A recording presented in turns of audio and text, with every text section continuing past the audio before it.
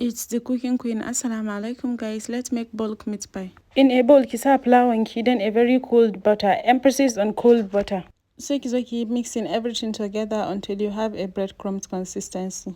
Sai ki sa sauran ingredients ɗinki, kar ku damu zan sa measurements a caption. Na saka sugar, baking powder, kwai da kuma salt, sai ruwa. Then sai na zo ne mixing ɗin shi together until ya forming dough. Haka za ki zo ki yi ta mixing ɗin shi. Abin nan need a lot of energy, so idan kin san biki ci abinci ba, don't even come close. So haka dai ne ta mixing, as you can see. Abin nan ba shi da sauki, but I had to just keep going. At some point I had to divide the dough into two, wai dan yayi min sauki. Na gaya muku quantity ɗin nan yana da yawa. Idan na gama zan gaya muku ko how many pieces yayi, so idan kina so ki yi kaɗan sai ki raba, in kuma kina so ki yi yafi haka sai ki ƙara.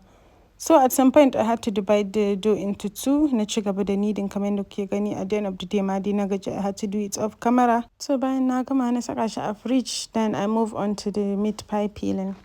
In a pan za ki saka mince meat ɗinki, sai ki kawo pepper mix ɗinki ki saka, then you mix everything together until it's well combined. Daga nan sai ki kawo seasoning and spices ɗinki, just do whatever you like. After kin zuba sai ki yi mixing ɗin shi, ki bar shi ya haɗe jikin shi, kafin nan ki rufe tukunya ki bar shi ya zama very soft and tender.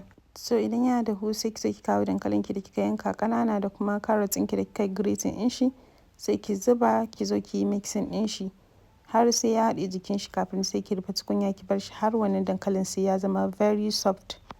After dankalin ki ya dahu sai ki zo ki kawo corn flour slurry.